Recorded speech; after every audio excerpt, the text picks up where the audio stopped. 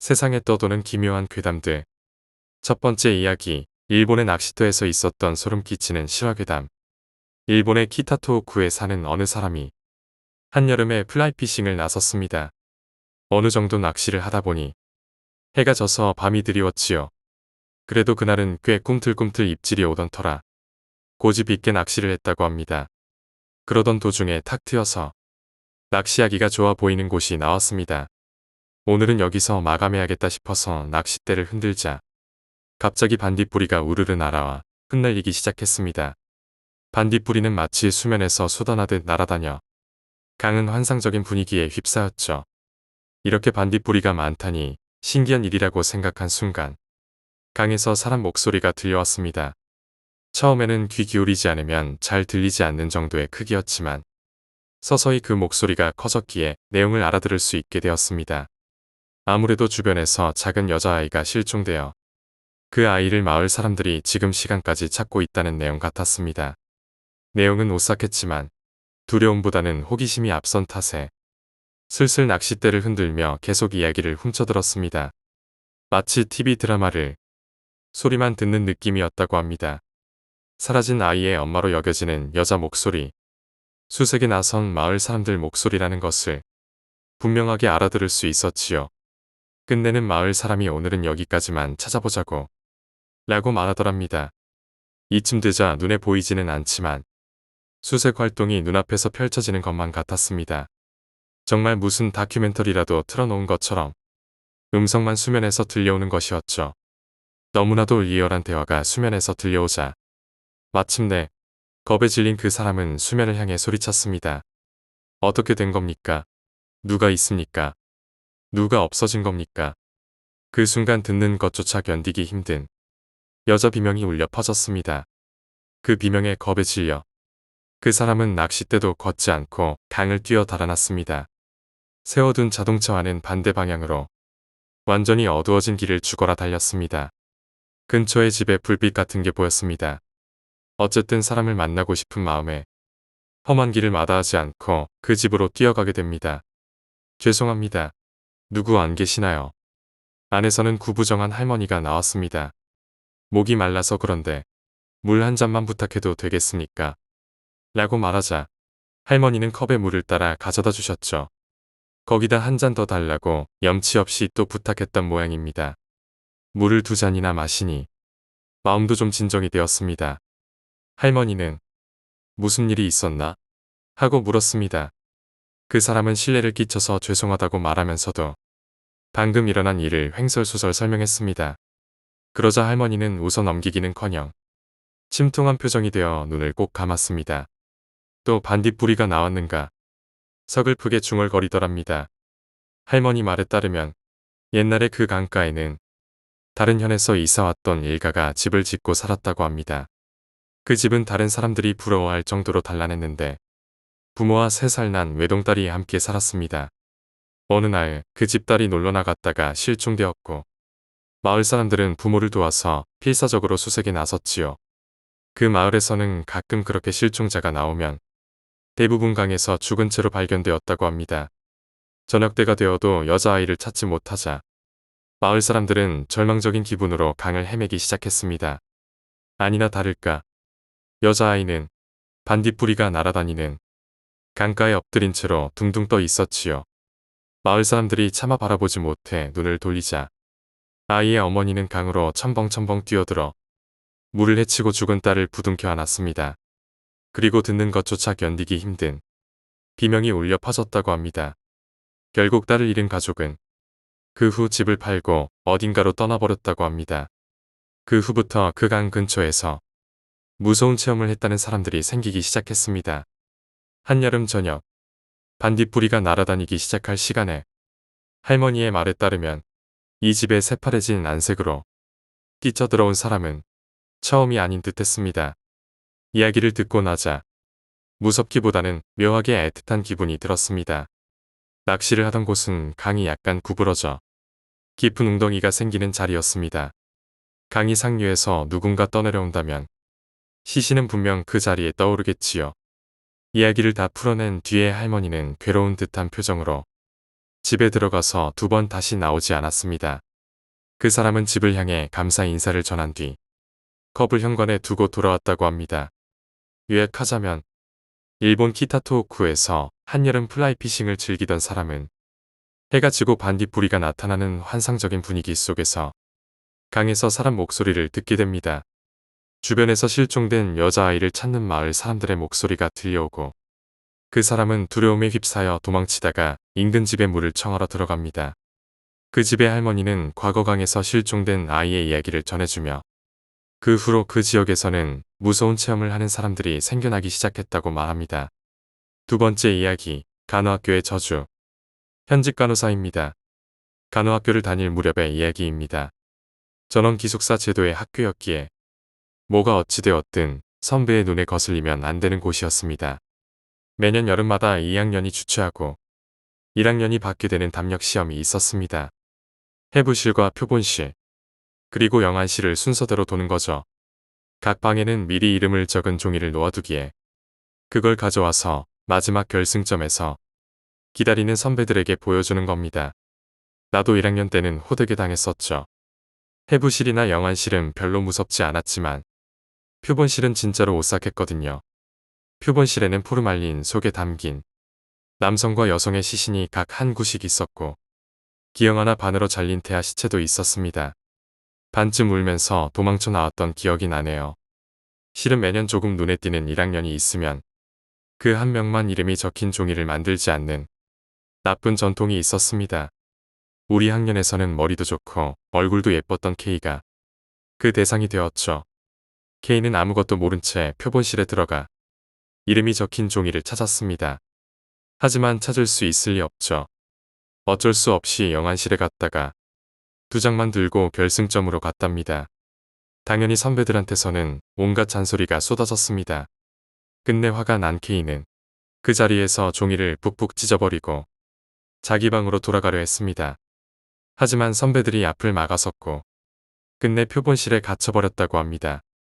늦은 밤 순찰을 돌던 경비 아저씨가 발견해서 문을 열어줬지만 이 사건이 알려지면서 2학년들은 꾸지람을 받게 됩니다. 그리고 2학년들은 그 꾸지람도 K 때문이라며 오히려 K를 더 괴롭혀댔습니다.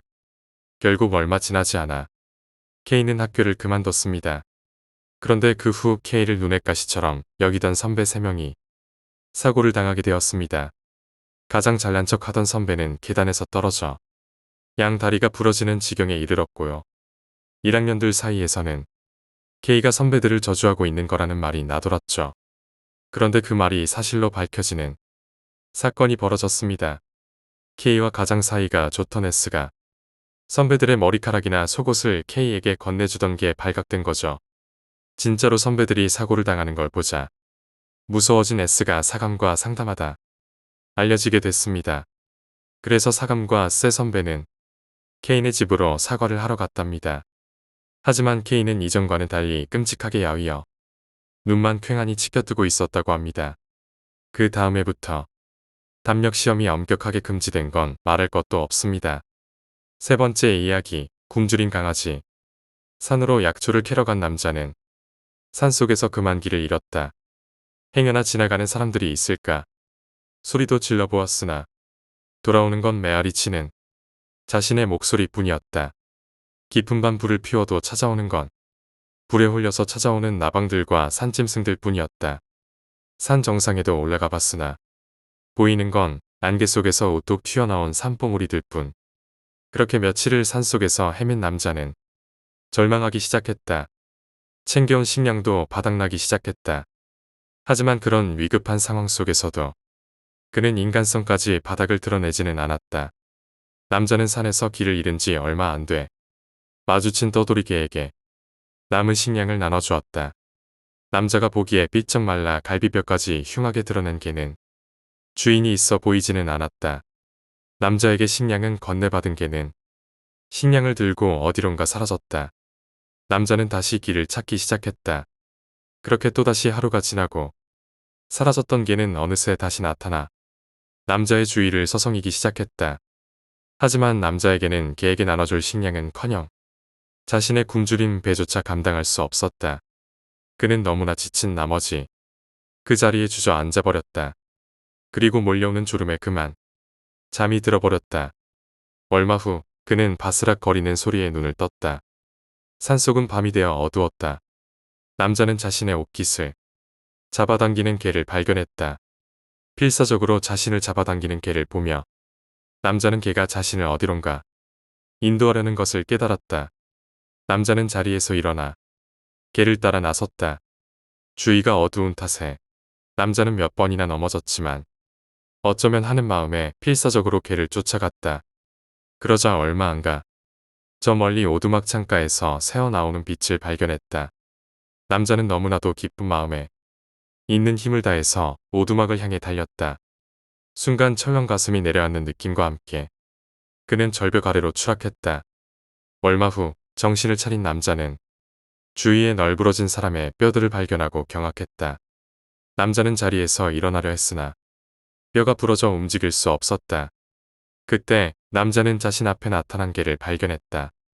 그리고 개의 뒤에서 모습을 드러내는 새끼들도 그들은 이빨을 드러내며 남자를 둘러쌌다. 가까이서 개들을 본 남자는 깨달았다. 그동안 자신을 따라다닌 건 개가 아니라 늑대였다는 것을. 네 번째 이야기, 촬영. 지금까지 살면서 딱 한 번 기묘한 체험을 한 적이 있습니다. 가위 눌림이라는 현상은 많은 이들이 겪고 있으리라 생각합니다.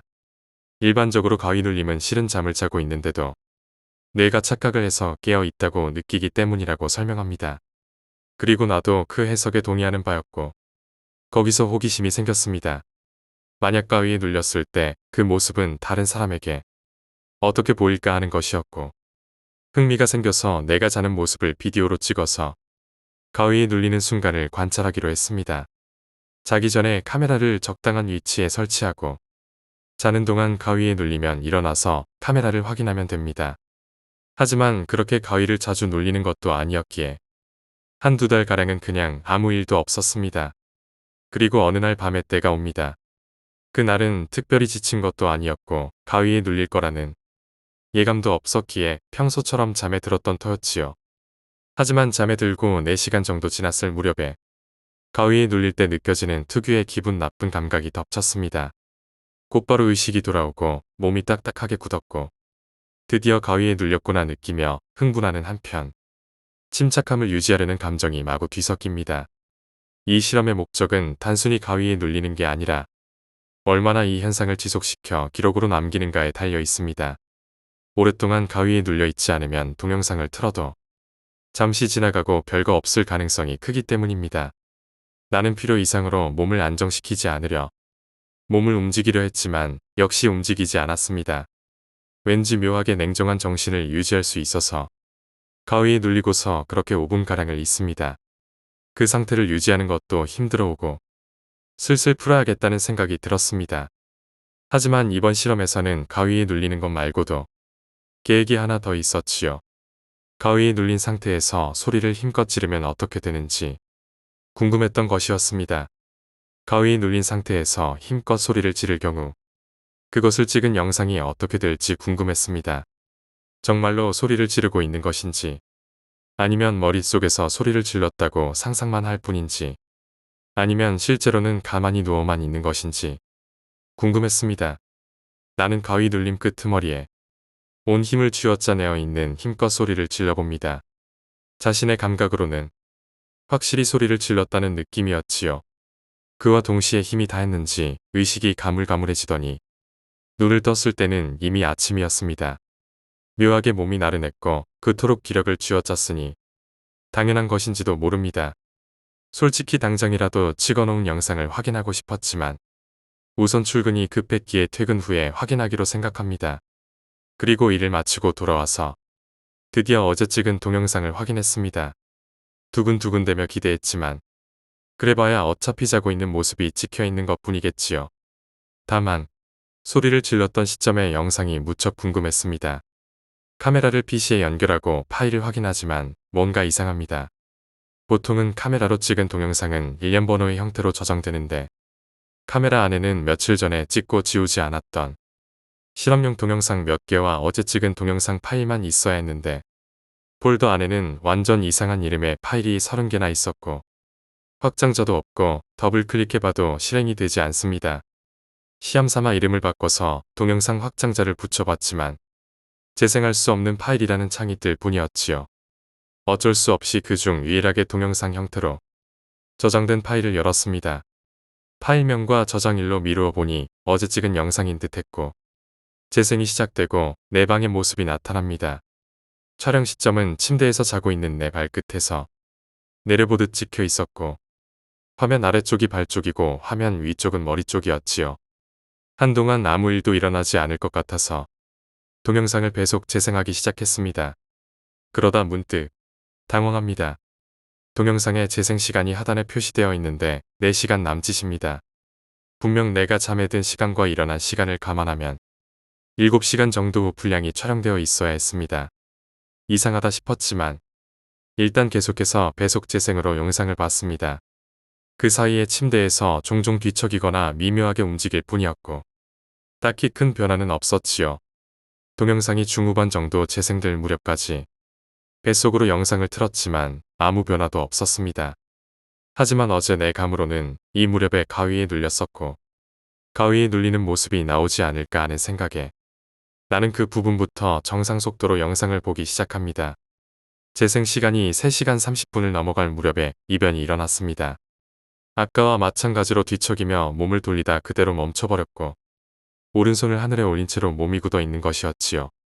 당황해서 재생바를 확인했지만 재생 자체는 계속 진행되고 있습니다.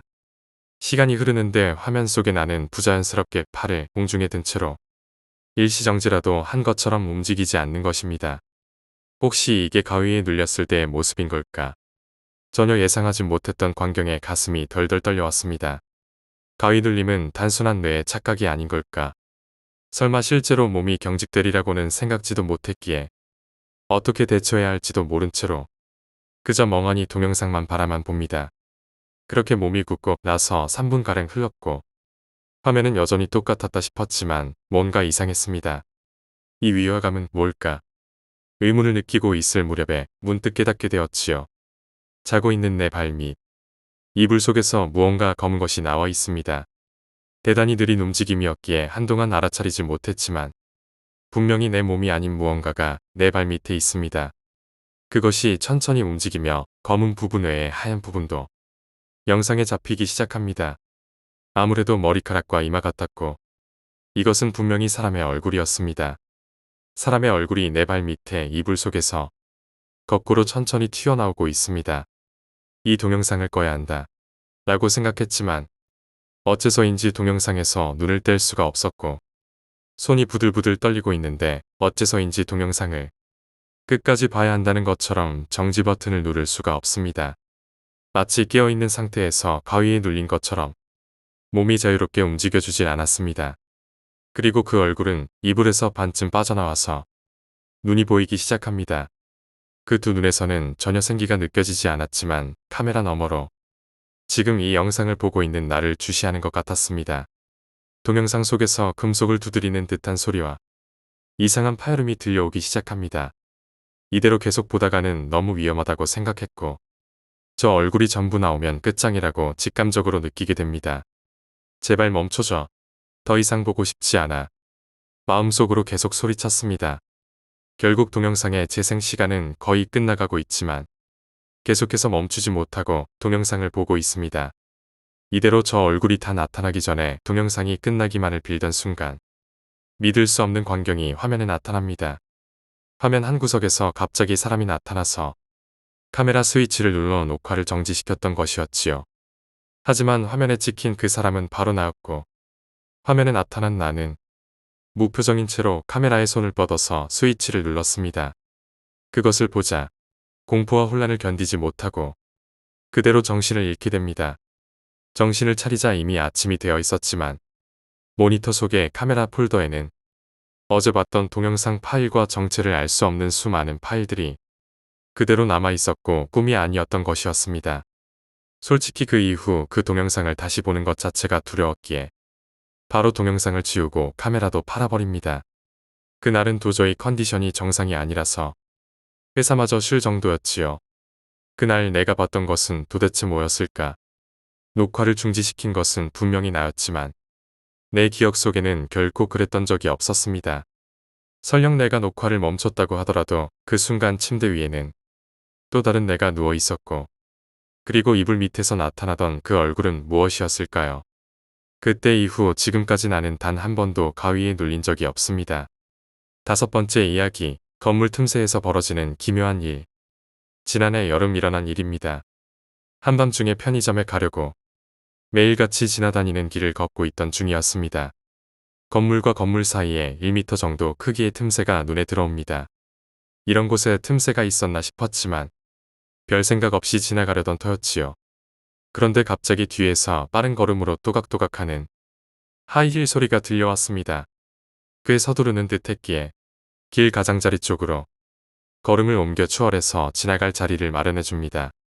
하지만 바로 뒤까지 들려왔던 발소리가 갑자기 우뚝 멈춰섰고, 도중에 어디 빠질 길도 없고 그렇다고 집 한 채 없는 빌딩 숲이었습니다.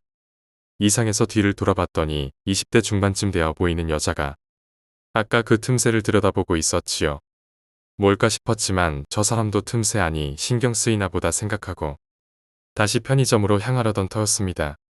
그 여자는 어떤 주저도 없이 틈새 안으로 걸어가기 시작했고, 그녀의 갑작스런 모습에 흥미가 생깁니다. 혹시 지름길이라도 있는 건가 싶은 생각에 다시 돌아가 틈새 안을 봤습니다. 하지만 안은 그저 깜깜하고 아무것도 보이지 않았습니다. 저 멀리까지 칠흑 같은 어둠만이 계속되고 있었지요. 그뿐 아니라 금방 전 여기로 들어섰던 여자의 모습조차 보이지 않습니다. 나는 조금 기분이 나빠져서 나중에 날이 밝으면 한번 다시 와보자는 생각만 하고 그대로 가던 길을 갑니다. 다음 날에 친구와 만날 약속이 있어서 역으로 향하던 와중에 어제 그 틈새를 확인해 보기로 했습니다. 어젯밤에 기억을 의지해 찾아보니 분명히 어제와 똑같은 곳에 틈새가 있었지요. 아직 약속 시간까지는 여유가 있었기에 일단 그 틈새 안을 살펴봤습니다. 하지만 틈새 안은 입구에서 고작 2m 떨어진 곳에 콘크리트 벽이 있어서 앞으로 지나갈 수 없는 구조였고, 벽에 혹시 문이라도 붙어 있나 싶었지만 아무리 봐도 그런 건 없습니다. 나는 내가 착각한 거라고 생각하고 친구를 만나기 위해 약속 장소로 향합니다. 그리고 그날 밤에 친구들과 헤어져 집으로 돌아가고 있자니 10살 정도 되어 보이는 아이가 벽을 보고 서 있었습니다. 시간은 막차가 끊길 시간이었으니 새벽 1시를 넘을 무렵이었을 겁니다. 이런 시간에 웬 아이인가 싶었지만 어차피 생각 없는 부모가 데리고 나왔을 거라는 생각을 하며 걷고 있었는데, 그런데 갑자기 그 아이가 벽 속으로 걸어 들어가는 걸 보았고, 그 순간 나는 깨달았습니다. 아이가 들어간 것은 오늘 낮에 봤던 그 틈새였던 것입니다. 서둘러 아이가 있던 곳까지 달려갔지만 역시나 낮에 봤던 그곳이 맞았지요. 그리고 셔터가 내려진 양쪽 건물과 주변 분위기로 전날 여자가 들어갔던 곳도 틀림없이 여기라고 확신합니다. 하지만 이상합니다. 분명 낮에 확인했을 때 이 틈새는 들어가자마자 벽이 나오는 막다른 골목이었을 텐데 딱히 다른 통로 하나 없는 곳인데 도대체 어떻게 된 것인가 하는 생각에 틈새를 들여다봤습니다. 역시나 그 안은 깜깜하고 아무것도 보이지 않았습니다. 안으로 들어가는 것은 두려웠기에 근처에 있던 작은 돌을 틈새에 던져봅니다. 안에 벽이 있다면 보이지는 않더라도 적어도 돌이 벽에 맞는 소리는 들릴 테니까요. 하지만 예상과는 달리 돌이 벽에 맞는 소리는 들리지 않습니다. 그뿐 아니라 아예 돌이 바닥에 떨어지는 소리조차 들리지 않았습니다. 나는 기분이 나빠져 확인을 위해 다시 한번 돌을 던지려고 했고, 그래서 바닥에 있는 돌을 줍기 위해 막 허리를 굽혔을 때였지요. 그러자 누군가가 내 팔을 잡았습니다. 깜짝 놀라 고개를 들자 어두운 틈새 안에서 손이 불쑥 튀어나와 내 팔을 잡고 있었습니다. 나는 완전히 패닉에 빠져 소리를 치며 손을 뿌리치려 했지만 그 손은 믿을 수 없이 강해서 도저히 떨쳐낼 수가 없었습니다. 그리고 그 손은 나를 틈새 안으로 질질 끌어들이려 하고 있었고, 나는 필사적으로 나를 끌어당기는 손에 저항하며 다리를 빌딩 벽에 걸치고 드러누워 버텼습니다. 하지만 손의 힘은 너무나 강해 조금 시간으로 질질 끌려 들어갑니다. 문득 반대쪽 빌딩을 보니 근처에 철제 간판 같은 게 있었고, 온 힘을 다해 그 간판을 잡고 그 간판으로 손을 후려쳤습니다. 팔이 떨어지지 않을까 하는 생각에 한 일이었지만 눈앞에 일어난 것은 전혀 예상 외의 일입니다. 간판이 얇고 날카로웠던 탓에 간판에 맞은 팔이 그대로 잘려나간 것이었지요. 갑자기 끌어당기는 힘이 사라진 탓에 그대로 도로 반대편까지 대굴대굴 굴러갑니다. 하지만 팔에서 잘려나왔음에도 불구하고 손은 여전히 강한 힘으로 내 팔을 잡고 있었고 나는 미친 듯이 옆에 있는 가로등에 나를 잡고 있는 손을 마구 내리쳤습니다. 내 팔도 부딪혀서 아팠지만 그런 걸 신경 쓸 겨를이 없었지요. 10번 정도 부딪혔을 무렵에 우드득하고 뼈가 부러지는 소리가 나더니 손이 떨어져 저 멀리 날아갑니다. 나는 그대로 뒤도 돌아보지 않고 거기서 도망쳤습니다. 나중이 되어 냉정히 생각해 보고서야 느낀 것이었지만 너무나 이상한 일입니다.